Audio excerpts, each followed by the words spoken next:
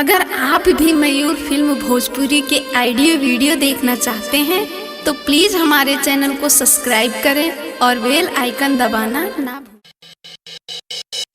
सारा रारा जोगी जी सारा रारा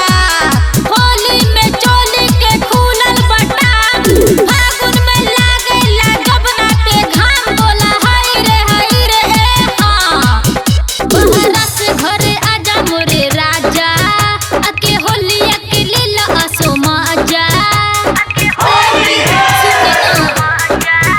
बहरा से घरे आजा मोरे राजा आके होली अकेले ला असो मजा रंग खेले खातिर मन करे होली में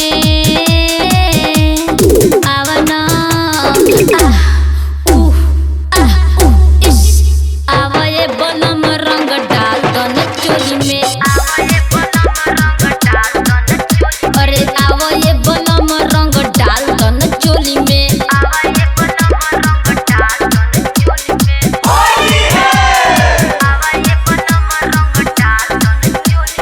मयूर रिकॉर्डिंग स्टूडियो मेहपुरवा।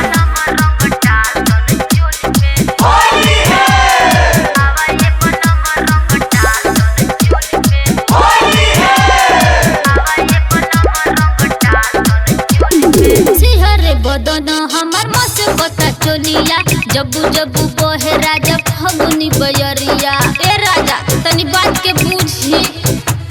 सिहरे बदन हमर मस बता चोलिया जब्बू जब्बू बहे राजा फगुनी बयरिया सर के साया साड़ी रुके नाही पेटी में आवना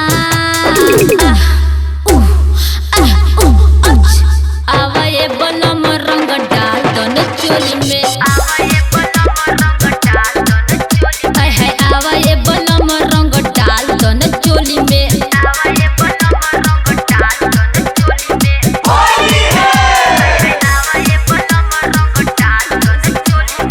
मयूर रिकॉर्डिंग स्टूडियो मेहपुरवा। बस में न रहता वे जुल्मी जवानी फागुन के बाद